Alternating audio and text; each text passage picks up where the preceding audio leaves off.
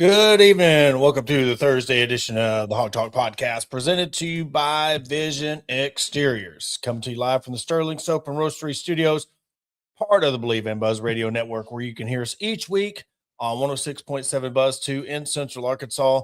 All live shows are coming to you by Arkansas Brewing Company in downtown Ozark. I'm Porter Hayes. Alongside me, as always, is Adam Hall. Tonight, we have a stacked show for you. Talk about the controversy over the $10 service fee for the spring game. Arkansas baseball, softball, big matchups this weekend. And Taylen Green was on with John Gruden. And the question we ask is, should Taylen Green consider a switch to wide receiver? We'll just get started with that. Also, before we begin, we got portal news to talk about, and is Arkansas shaping up to have the same type of roster next season as they did this year? But Taylen Green, Adam, on with John Gruden. I watched a couple people's takes on this. What I got from watching DJ Williams' breakdown of this video and the video itself is Gruden was pretty much just, hey, look, man,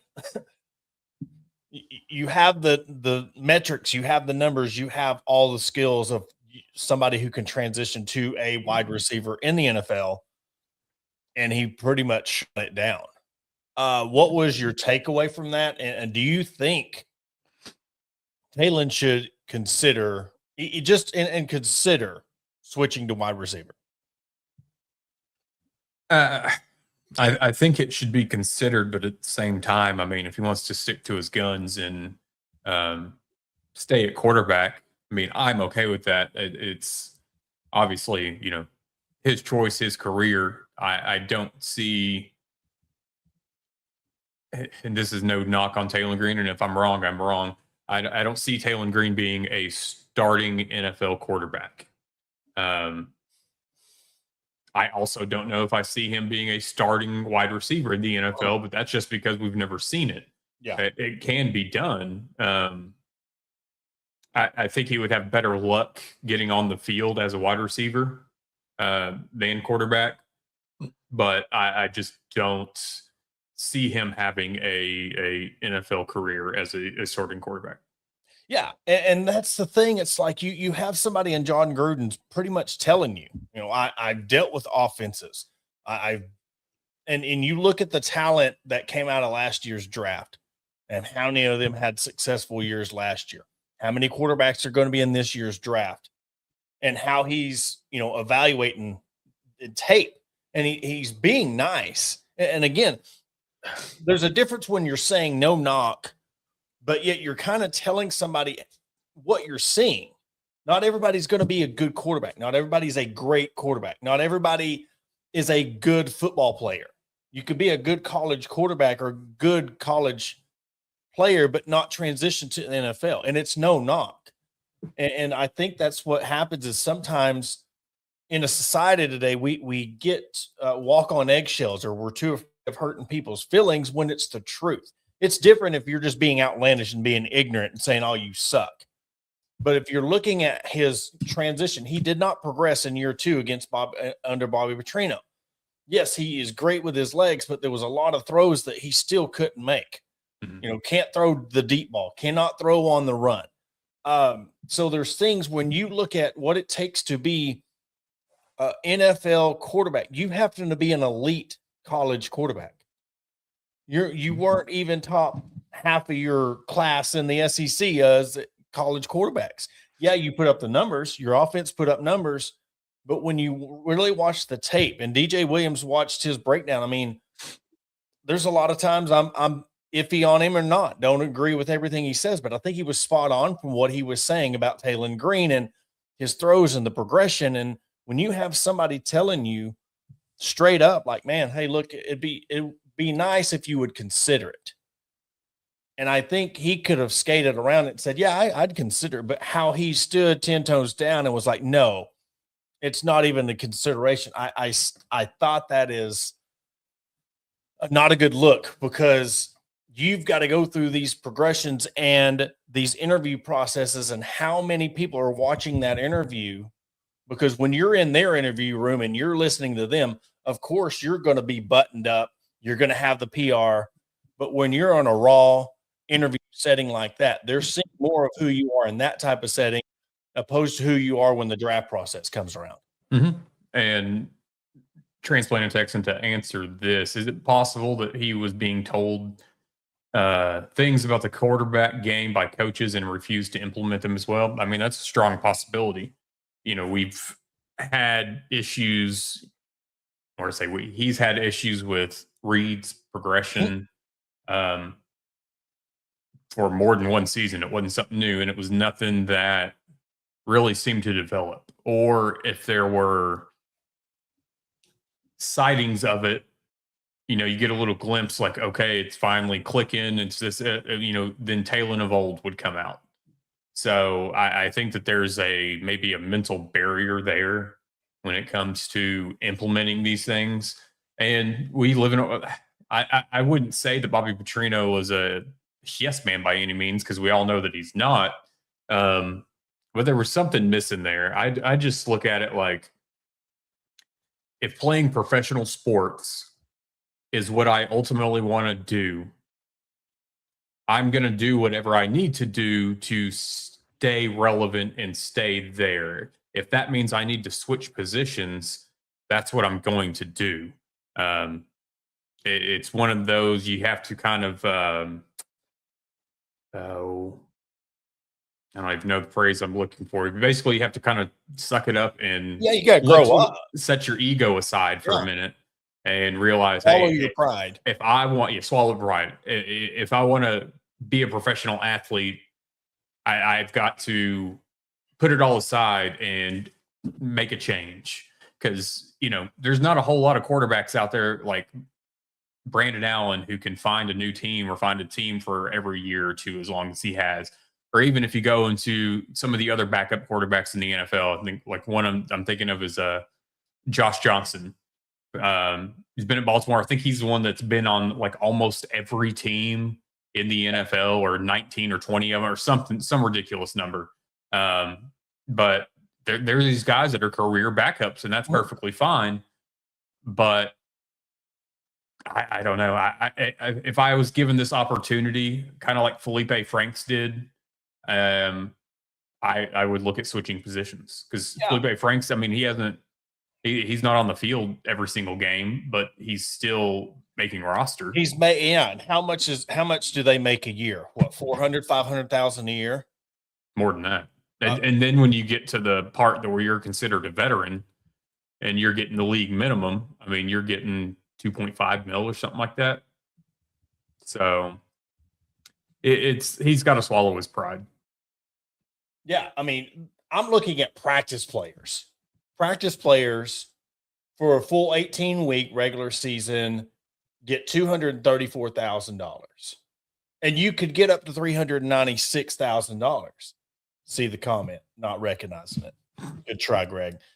But anyways, $396,000 to be a practice player.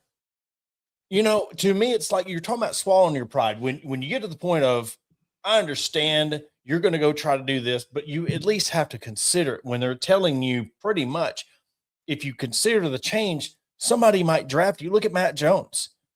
Got drafted as a wide receiver, first round, as a wide receiver, because they seen his metrics and what it would translate to. He's seen the bag and he went for it. Now, if it panned out or didn't pan out, that is up to what happens after he hits that door. Look at Eric Crouch, Heisman Trophy winner. They wanted him to switch positions. He was not a quarterback in the NFL. You went from Heisman Trophy to never made it on the football field because he decided to step away from the game. But the thing is, you got to go where you can transition your game. But there was even talk of Felipe Franks being a tight end. So there was also those talks of that. And I believe that's what he is right there. Yeah, he's been with the Panthers and the Falcons as a tight end. And now what is he doing? He's you got to get to the point where Taylor Green thought he could do everything with his legs. And, it's like those kids in Little League that are the star. They get to 7th grade, they're still the star. But when everybody starts catching up to them, now they're not as much as the star as they used to be. You get to the SEC and then you get to the NFL, he's just another average quarterback in the SEC. That don't even transition to a decent quarterback in the NFL. Because what are we seeing more so now than ever? Yeah, you're going to have a zone read, but they're going back to this pocket. They're going back to throwing. They're running a little zone read, but it's not this. The kid from Georgia a long time ago that ended up Quincy Carter, I believe that was his name. The one that was Georgia dual threat ended up playing for the Cowboys a long time ago. He was dual threat, but I think his name was Quincy Carter. Somebody know. Well, Quincy Carter was the Dallas Cowboys quarterback. Okay, yeah. I just don't know where he went to college. I think he was at Georgia, but yeah, he was a good Georgia quarterback. But you get to the NFL and it does not transition. You look at, Vic.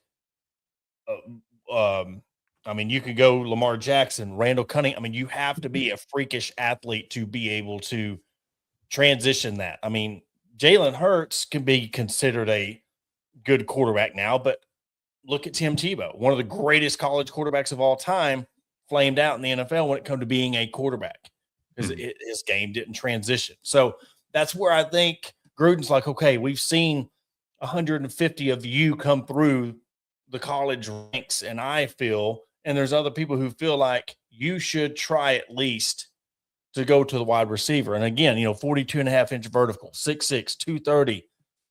What was his 40 time? 4.37, something like that. It was in 4.3s, yeah.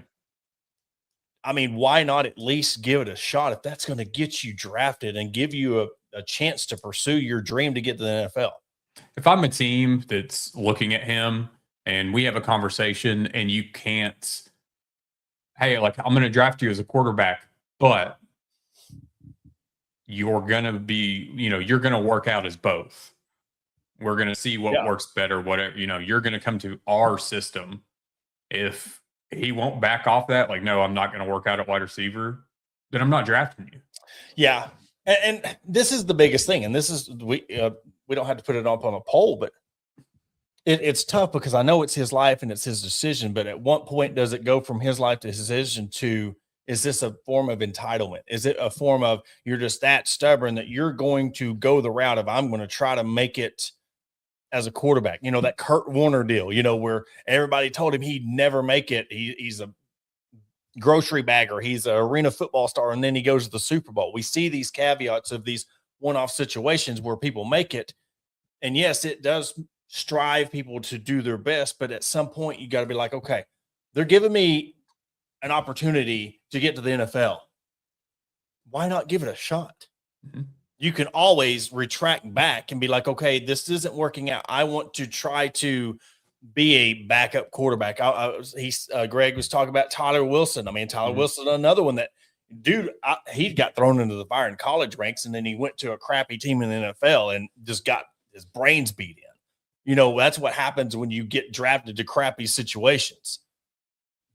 I think he needs to at least consider it. Now, I'm not telling him to be a wide receiver, but by God, if that's going to get me a 2nd-round draft pick or a 3rd-round draft pick compared to I'm going to be an undrafted free agent and I'm going to be trying to find a home 10 years down the road and I'm not making it on a squad, I'm continuing to bust my tail at, I don't even know how much they get paid at training camp, but you go to these training camp and then you never make a roster. How much of that can you really take? I think that's what's going to happen. Honestly. Ultimately, I guess he could end up in the UFL or go up to Canada. Those are options if he's gung-ho on quarterback or nothing. I just look at it like I said, if I've got the opportunity to continue my dream to play professional sport, I'm going to be willing to switch positions. Because what's more important, playing professional sports, playing professional football, playing in the NFL, or playing quarterback in the, you got to look at it like, hey, I'm either going to play in the NFL point blank period, or I'm not going to play, because I think that I should only be quarterback. It's just kind of like what's the bigger, what's worth more to you? I'm trying to. How old's Talon? 23, 22. He's 23 years old. So when you look at yourself at 23 and you have this, and the only reason why this is an issue to the people listening is the fact that how he answered it and how he was like, no, not at all. That's where I have the issue. And because I think when you look at yourself 10, 15, 20 years down the road, you're like, I wish I would have gave that a shot. I wish I would have went, because if this doesn't pan out, nobody drafts you because of your stance. Because if you're saying this on an open forum, now you can't walk that back. You don't think that's not going to be the first thing that they ask you now when you get in these NFL interview rooms? Because if they're wanting to invest millions in you, hey man, if we invest this $1 million contract in you or $3 million in you, and we bring you in, and things aren't panning out as quarterback, would you consider moving over to wide receiver? And you're saying, no, they're going to find somebody else. And that's the investment. They're not going to invest in you if you're not willing to invest in them. And that's the message I get, is he is not willing to do whatever it takes to get to that. And honestly, Adam, I think a lot of it is the fact, and just a little bit, I may be reading too much into it, is the fact that you get these transfer portal players that come into a situation like Arkansas and you're just given the reins. KJ Jefferson was just given the reins, and you have this sense of entitlement of, you're it. What else can Arkansas do other than me? Could Arkansas do better than me? And you get this mentality of, I'm going to do my own thing, because they're not going to bench me. They're not going to do this, because look at the gap between me and the second string quarterback. So then that transition to, you think you can overcome this in the NFL, and it's not going to work out. And I feel sorry for him, because you have people, again, DJ Williams played in the NFL. John Gruden coached in the NFL, kind of telling you, bro, just consider it.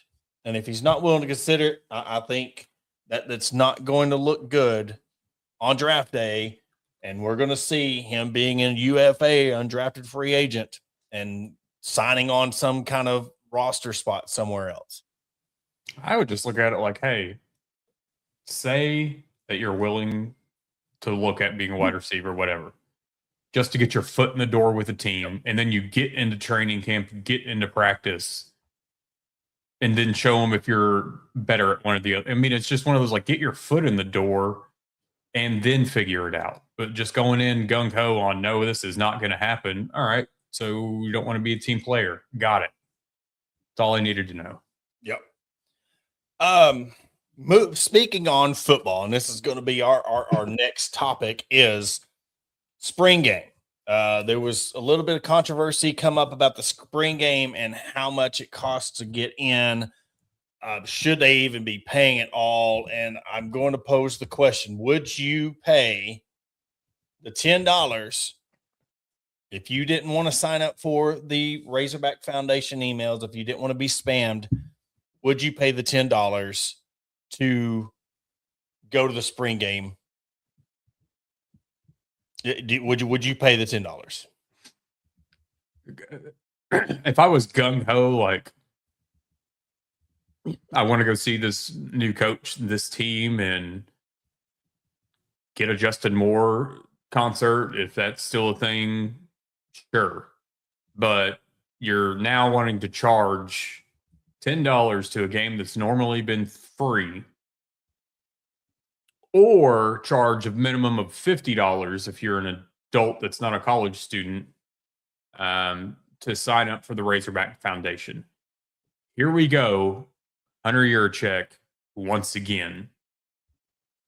Here we go, taking something that was free for the fans away from them so that you can get a little bit of money. I hope that people show up to watch Justin Moore perform and then leave. Mm-hmm. I don't know. It's just ridiculous to me that you would charge money for a spring game like this when you haven't even been able to fill the stadium when it's free. even 50%. I mean, how long's it been since that stadium has been 50% capacity for a spring game? Years. Absolutely. I can't remember. And now you're wanting to charge $10. No, screw that. Once again, here we go. Hunter Yurchek, you're taking things, like I said, free. I mean, hell, we can't even have free parking anymore. Not even one lot with free parking. And now you want to charge $10 to a spring game that you have problems getting fans in the seats. It's absolutely ridiculous. And the fact too, oh, hey, let's sign up for the Razorback Foundation and then you'll get in for free. That's $50 minimum. So why, it's one of the most ridiculous things that I've seen this week. So this is what John Neighbors tweeted, and he was talking about got clarity on the spring game tickets. If you're a Razorback Foundation member, it's free. If you're not a Razorback Foundation member, you have to sign up for Razorback Foundation updates first, and then it's free. So think about, let's walk through the scenario. You're walking up to the gate, and then you have to sign up. All right, now you got to get on your phone. And not just you, this has got to be everybody. So is this per ticket? Is these kids? Is this fam? I mean, the clarity, but it's not really clear. What happens to the minors? What happens to the kids? Is this just the parents? And then, okay, well, if I signed up, and does that cover my family? No, you need to sign up your kid. That's $15 for kids to sign up for the Razorback Foundation. Yeah. So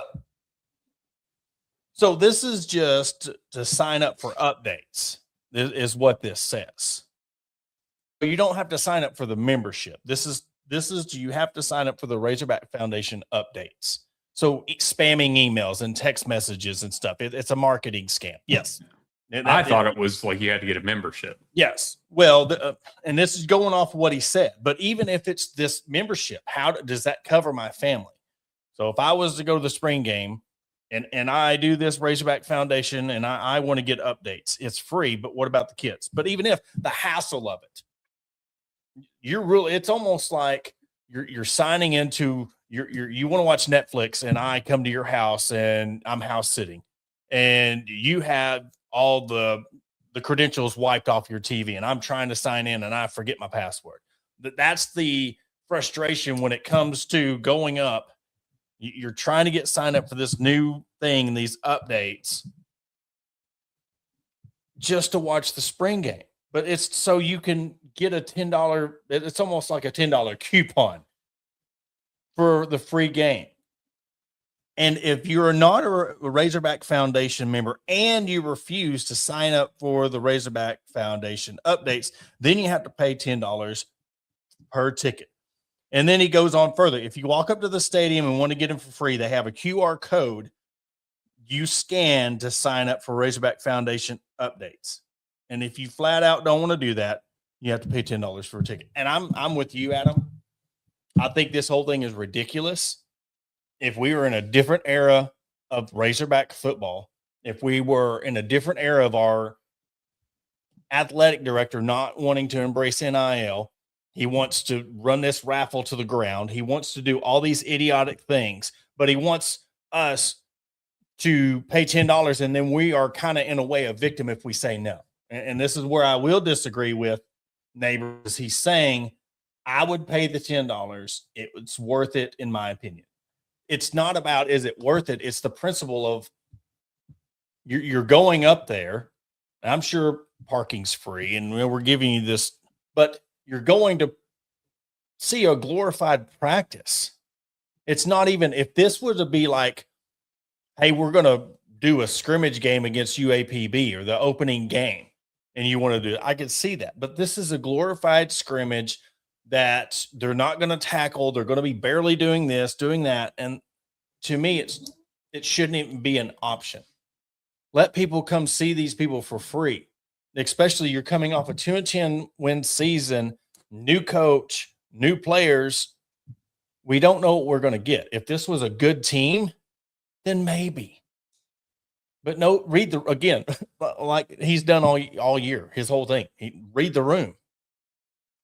I just think it's ridiculous. Well, and in the world that we live in, and those that are technologically disadvantaged. Good luck for some folks trying to figure out how to scan a QR code. Mm-hmm. Because I understand that it's easy, but at the same time, there's a lot of folks that just don't know. So y'all gonna have volunteers standing around showing people how to scan it? I doubt it. So good luck with that. Oh yeah, it wouldn't shock me either if something happens that the internet goes down around the stadium, and then people can't scan the QR code or it's not working right, and then it's sorry, then you can pay $10. Over or under on people who get arrested for trespass. I mean, there's going to be somebody crash out. There's going to be somebody that crashes out. There's going to be that one person that gets in and somebody in their group does it, and they're going to absolutely crash out. Somebody's going to have it. Somebody is going to record it, and it is going to be glorious because the fact that this shouldn't even be an issue that you're willing to you squeeze. I mean, it's just Hunter squeeze a check. I think that's what we need to start calling him. Hunter squeeze a check. You're just going to squeeze everything out of that thing you can get. And this is just another thing where give the fans a chance to come watch this team for free, no hassle, put on a good show, and put out a better product. Be a better athletic director. How about that? Quit punishing the fans. Because that's all the fans are doing. And I know it's $10. But by God, that's $10 that they don't want to give you. Well, and the families that struggle to begin with, hey, I can take my kids to the spring game because I can't afford tickets during the regular season. I mean, it's all a money grab, and it shouldn't be this way, but it is. I'm not surprised. At the same time, go find another school. Yeah. I mean, go find another job at this point. And I'm sure there's a lot of people. I don't know. We'll see. And I'm not going to laugh at the attendance. I'm not going to, because look, this is for the fans. This spring game's for the fans. It's for the players and the staff to go out there and get out in front of the fans and have a good show with Justin Moore. It's a lot of it's our frustration with the athletic director. It's our frustration with this whole athletic program, how it's run, piss poor. They could be doing 10 times better than what they are. And then the fact that anytime they could find any type of way to get more money. And I think a lot of it really what irritates me is the whole, we're only charging you $10. You should be grateful. Or they're making people feel bad for even saying, no, I'm not going to spend that money. I think that's what rubs me the wrong way is, well, it's worth it. You should pay it. And I can't get down with that. No, not at all. So what we're going to do, we'll take a quick commercial break. Hear a word from our sponsors over at Vision Exteriors. After the break, we'll break down baseball, softball, huge series this weekend. And we'll start next segment off with the portal news, talk a little bit about the two guys that have signed and pose the question. Is Calipari going to end up having the same style of roster this upcoming season as he did last year? And what does that mean for their tournament hopes and how far they can get in the tournament? We'll be right back after a break. Looking to enhance your home's curb appeal? Look no further than Vision Exteriors. As your trusted roofing, siding, and exterior experts, we're here to transform your property.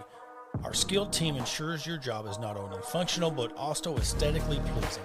Along with roofing, we also offer window, gutter, and siding installation to boost your home's appearance with our quality options. Visit us at www.visionexteriors.com or call us at 479-397-4770. Let's make your vision a reality. And welcome back to the show. And we talked about before the break, talking about basketball. Before that, Arkansas baseball, softball, huge series this weekend. Baseball, Georgia, very, very, very important. You talk about getting back in the rankings per perfect game, kind of proving that last week was not a fluke. I think it's one of the deals we talked about last week. Is the baseball team going to rebound? Is this the turning point that they needed for this program for this season? And I think this is going to be a good testament. Not necessarily saying they need to win the series. I want to see how they compete, how they play against Georgia, and then of course softball. I mean, Oklahoma. What can you say? Courtney Deifel and squad going to Norman to take on Oklahoma, the best home run hitting team in the nation. Big showdown for them. It would be huge for softball to get, that daunted win over OU. They struggled against Alabama, the top two teams. They play OU and then the second rated team in the SEC, Alabama. But it's one of those deals where you have the baseball program, Adam, that is proving that they're still there. And then you have a softball program that's still trying to find a way to get to Oklahoma City. And I think a statement win or playing it tough, even if they both lose the series this weekend, I think really playing strong and competing very well will go a long ways in how far these teams are going to advance in the postseason. Definitely both have daunting tasks ahead of them. I think that softball is in a better position to win on the road in Norman. I feel like Georgia may come in after losing the series at Florida with a bit of a chip on their shoulder. Yep. So it's a matter of which teams are going to show up. 100 Dietz, I believe, is starting tonight for Arkansas against Georgia. I believe 7 p.m. on ESPNU. Yes. 100 Dietz leads the SEC in strikeouts. So I think this is going to be a series on what's going to give. Georgia didn't hit any home runs against Florida, and they ended up losing. So I think that something that you try to limit is the wind going to be in favor for Georgia tonight. Who knows? So Arkansas, is I heard this on Chuck and Bo this morning. Since SEC play has started, Georgia's only hit 25 home runs and Arkansas's hit 20. So I think it's a matter of, like I said, the bend don't break, and can our pitching staff show up? Yeah, that's a big one.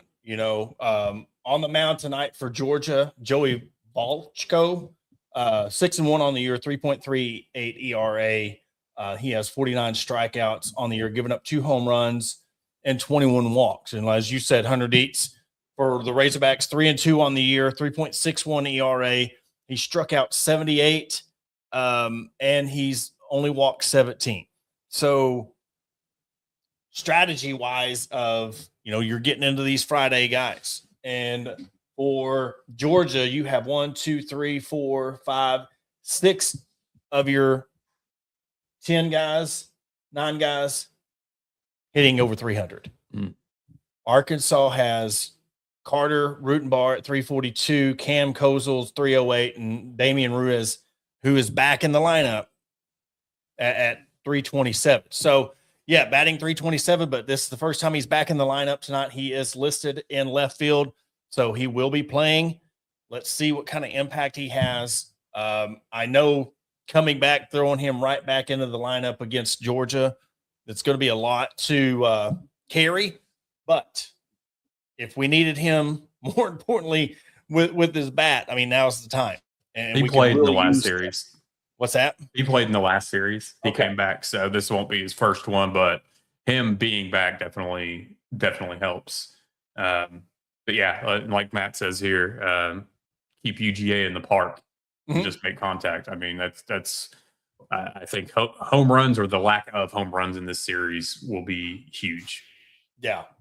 And that's the thing, is just keeping that momentum going. Look at how you played against Bama, how you on the road, and how you really proved us wrong by sweeping them. And now you got to come in again and do it again against Georgia. That's where you're at. You've kind of put yourself, behind the 8 ball. You've kind of put yourself at a corner of every series from here on out really matters the most, of trying to get back in that top spot, trying to get, back in the top of the rankings, trying to get that regional, super regional bid. Is it too late to get the super regional bid? We don't know that. A lot will be told after this weekend. when it comes to that. I wouldn't even be discussing the way they've been playing. I wouldn't even be discussing super regional bids right now. You just really want to be trying to host a regional at this point, then work your way back up top 8 seed. Definitely. So, and then again, softball, they play tomorrow night at 7, Saturday 7, and then Sunday at 1 p.m. Robin Aaron, I mean, incredible pitcher. I mean, this is going to be a very tough test for her. One of the top pitchers in the league going up against the top team in the country. And again, at OU, I would really like to do the research and see what their home record is the last 5 years, but it'd be remiss to be able to count on two hands how many times they've lost at home. And then, of course, having the College World Series right there in your backyard at Oklahoma City has a huge advantage as well. Oh, absolutely. But finish up the night going to basketball. Arkansas got two big names in the portal. Cooper Bowser from Furman, averaging 13 points, 13.8 points, 5 rebounds, almost 6 rebounds a game. And then Jeremiah Wilkinson, averaging 17 points, 2 rebounds, 2 assists, shooting 41% from the field, but 35.7% from the 3-point line. So I posed the question, to me, when you look at the stats, you got a guy averaging 13 and 6. That just shows me he coming from Furman. Are we setting up for the same type of situation, having the same kind of roster as a Ewan and Pringle when we get a guy like Bowser? I think we'll have a similar roster. Bowser, I feel like to me, I feel like there's a little bit that there was a lot more expected of him at Furman, and I know he dealt with injury and other things. I think the thing that stands out with him for me is his rebounds. I feel like he should have more. I wonder if he should come in and try to put on 10, 15 pounds. Yeah. So being 6'11", 215 or whatever he is, close to that, I think he needs to put on a little bit of weight. And, I mean, he's going to have to up his rebounds. That's something that was a glaring stat for me. Jeremiah Wilkinson, dude's a scorer. And I think he averaged, 1.6 steals a game. So he doesn't average much assists. He's not distributing, but he's a bucket getter. So I think he's one that good replacement for DJ Wagner. Mm-hmm. And if it's going to be that he's coming off the bench, I think that because of the buckets that he can get, he's that spark off the bench that Arkansas has needed in the past. So he's one that I will look to see some big things for, some big shots, and we'll see what happens. Yeah. The big thing is when you look at Wilkinson, I mean, he scored 30 against St. Louis in the loss there in the first round. He had 28 against Vanderbilt, 19 against Texas, 19 against Kentucky, LSU. I mean, 32 against Ole Miss, 31. So he is a legit scorer. I mean, 20. I'm looking through here. I mean, 26, 20 points, 22. So there was numerous games he scored over 20 points. So that's going to be a good thing for him to come in. And if you're wanting, you're talking about DJ Wagner. We wanted DJ Wagner to be a little bit more of a scorer. Well, if this is what we get from that, if this is what that version is, I'll take it, because what did we want from DJ Wagner? We wanted more scoring. If you're going to come in with this guard heavy roster and then you throw in Jeremiah Wilkinson, if he could give you, I mean, you shave 5 points off of that. If you could give us 12 points a game, I'll take that. I mean, he scored. We just know he's not going to get 17 points with this guard lineup. He's not going to get that. Mm-hmm. But if he could come in and give us 10 to 12 a game, every game, guaranteed, I think either you're going to have to get another bid, can get you the double-double, or you have a guy that can come in and give you 10, 15 every night at guard. weighed 229 on 9. campus, missed January toe injury. Okay. So there is upside to it. I just think in the world that we live in now, and you and I discussed this of one of the posts you had sent me earlier in the week. I mean, bigs are being extremely overpaid. Everybody's being overpaid, but bigs especially. So this is one that I think Cal's obviously trying to find alternatives to paying somebody $4 million. So we'll see if it works out. I still think you got to figure out when and if Malik Ewan's coming back, and I mean I'd still be looking at 1 to 2 more bigs to get on your roster. This is a thing too. I'm looking at Bowser's stats this last year. I mean, I'm trying to find a game that was notable outside of they played UConn round 1. He had 9 points. Played 31 minutes, 5 shots. Now he shot 3 or 4, so 75% the free throw line. So had 5 rebounds, but 9 points again. That's I mean, you want to go to the NCAA tournament. That's only competition really you played because I mean East Tennessee State 21 points, Western Carolina. I know again it goes. Furman's a small school in South Carolina. So I mean Bob Jones he had 24. 16 against Northern Illinois or Northern Iowa, I believe, UNI. So here's the deal with that is now how is that transition to big boy ball? And we've seen Division I stars come over to Arkansas and struggle. So we know we need him really, really, really step up. But the thing is, him coming from Furman, him coming up in competition, maybe that hunger's there. Maybe that is, hey, look, I'm trying to prove that I am a Division I basketball player. So maybe that will help out. But Adam, I want to ask you, the price tag of these bigs, I mean, is Coach Cal, even with all the Tyson money in the world, is it almost you're having to pick and choose? Do you want to go guards or do you want to go bigs? Yeah, I mean, kind of pick and choose and hope you find a diamond in the rough. I mean, I don't feel like, I mean, I know JT Toppin got hurt. I just don't see how you can blow your whole NIL budget or half of your NIL budget on one player. Yeah. So it's finding a middle ground, finding international players that don't require NIL. It's definitely a balancing act.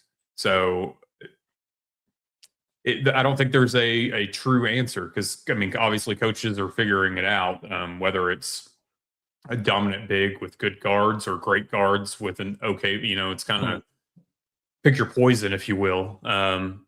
And Nathan, the deadline to withdraw and keep your college eligibility is June 13th. So plenty of time to sit and wonder what's going to happen. I believe the combine's in May. So we'll see what happens there. But no, I think it's when it comes to, are you going to go bigs or are you going to go guards? It's truly just a pick of poison. And as of right now, you look at the roster and Malik Thomas, I mean, this is still 26, 27 because they have not decided. I mean, outside of Darius Acuff, I mean, which he's still listed on the 26 because he's not made anything official yet. But when you look at Malik, you got JJ Andrews coming in, Torrey coming in, Jordan Smith. I mean, 6'3", 6'5", 6'6". Malik Thomas at 6'4". You're going to need you're going to need some height. You're going to need some people coming in. Billy Richmond, 6'6". I just worry about, again, watching them play against Arizona and just how even the guards were outworking them physically. Mm-hmm. And all right, we're going to have another 20, 25 win season. What team are we going to go up against? You look at what Louisville's doing in the portal and the money that they're spending. Holy crap. It's almost like you're having to even go above. All right, John Tyson, I see what you're doing, big boy, but hold my beer. And I don't know where Louisville's getting their money from. I don't know if it's Papa John's money or what, but they're going all out. And what I'm afraid of is, even with Arkansas having the bag they have, you're almost going to get into a football situation where one man is not going to be able to fund a full basketball team. What we thought, we thought 6 million would get you a good basketball roster, and boy, were we wrong. If you supposedly have people coming in expecting $3 to $4 million when they're averaging not even a double, is absurd when you're looking at these bigs. And is that because, again, when we're talking about transitioning from college to NBA, they know they're going to get their money in college because they know they're not going to get in the NBA. Mm-hmm. Tough decision, tough spots for coaches to be in. And I mean, it's one reason why we're seeing more and more coaches decide to call it quits. Mm-hmm. Yeah. And that's the world we live in. But until this thing settles down, until that money starts, the asking price, and that's what it's either going to come to. The people giving the money are going to realize it's not worth it, especially if you have the same 2 or 3 teams winning it. I think that's what's going to happen for everything to go down. Because now, if this turns into like an Indiana football situation where let's say Louisville wins it all next year, if they know that could be, to me, honestly, the worst thing for college basketball if we want things to regulate. Because if we know every year the team that spends the most money is going to have the best chance to win it all, that's what we're going to keep getting. If we know we can go spend $20 million, think about what we were talking about, Ohio State spending $20 million on a football roster. And now we're seeing Kentucky spending 20 to 22. If somebody gets the scouting right, and this Louisville pays 25, 30 grand or 30 million for a basketball roster, you're getting 6 million for your starting 5, and it's paying off national championships. Guess where the market's going to go? Mm-hmm. You're going to need 2 John Tysons if now you're going to compete for a national championship, or if Cal's just good enough with getting his guys to the NBA, which that's what we've said all along, that we think this is going. We need collective bargaining. Yes, absolutely. Oh, but other than that, just, when you see this basketball program, you get excited at them because when Cal came and you had John Tyson, but I did not see the way college sports evolves as fast as it does. And again, when you're the only one who's doing things a certain way, and now everybody's caught up to you and surpassed you, now it falls back. Now it's going to go back where Hunter Yurchek, and I know we're going to beat this like a dead horse, but it's automatically going to end up falling back on his shoulders because John Tyson's doing everything he can. Coach Cal's doing everything he can. But it's getting to the point where only one man can do this job, and it's not enough. And guess what? Where's the money going to have to come from? Mm-hmm. And if he's not willing to do that, guess what? You're going to be that almost get there guy. We almost got to the Final Four. We almost got to the Elite Eight. And that's where I really fear how many more years of this basketball program are we going to be able to enjoy. As long as they get conference championships, that's all he cares about. Yeah. All you need is 6 or 7, that's all you need is just a few conference championships, and that keeps his job. So, before we wrap things up, kind of on a personal note, had a chance to go out to my local town here in Mulberry, and where the company I work for, and be a part of the United Way Day of Caring.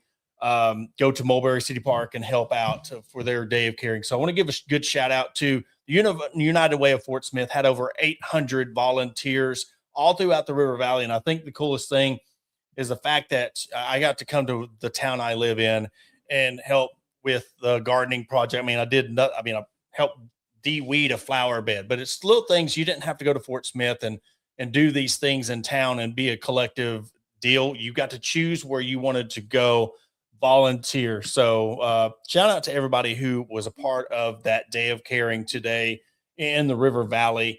And also, Adam, I don't know if you've seen this guy. I told him that I would give him a shout out tonight. There's a guy on TikTok who has been going around Fort Smith. Hopeful One is their TikTok handle. Hope Fuel 1, HOPEFUEL. Going around Fort Smith, I come across this video and paying for people's pizzas, going and feeding the homeless, taking pizzas and roses to nursing homes. If you have a chance, I'm going to put this up on, let me see right quick, or Adam, if you can grab it for me real quick. Put Hope, his TikTok channel is Hope Fuel 1 at Hope Fuel 1. Go follow his page. Give him some number one or the word. The number one. The number one. Yeah. Hope Fuel 1. Yeah, there we go. Go follow him on TikTok, man. Especially in the Fort Smith area, man. You know, this is one thing I really want to strive to start doing on top of what we do with Razorback Sports, and start shouting out these people who do things in the community. Again, you see, I hang the Special Olympics flag behind me every show. I'm a big part of the Special Olympics. Autism Speaks, autism awareness, anything we can do to help nonprofits. But seeing somebody on their own go out, and I was just watching videos of what he was doing. And I mean, this dude was going out and buying 100 pizzas. He'd go to Taco Bell and buy 40 meals. I mean, it wasn't just these small gestures. Somebody is going out of their way to make a difference. And I think on top of the sports, on top of everything else that's going on in the world today, we need to see more stuff like this. So please, if you would do anything for us here at the Hawg Talk, go follow the page, go like his videos, and go see what one person can do, what one person they can make a big difference in people's lives around River Valley or around the whole state of Arkansas. Go check them out. Adam, you got anything else? I do not. All right. Well, that will do it for this episode of the Hawg Talk podcast. Want to thank everybody for tuning in tonight. Don't forget, Sunday, 6:05, Hawg HQ Live comes 8:05 every Sunday, and we'll be back with you on Monday at 6:05. For Adam Hall, I'm Porter Hayes. Want to thank everybody for joining in, and we will catch you on Monday.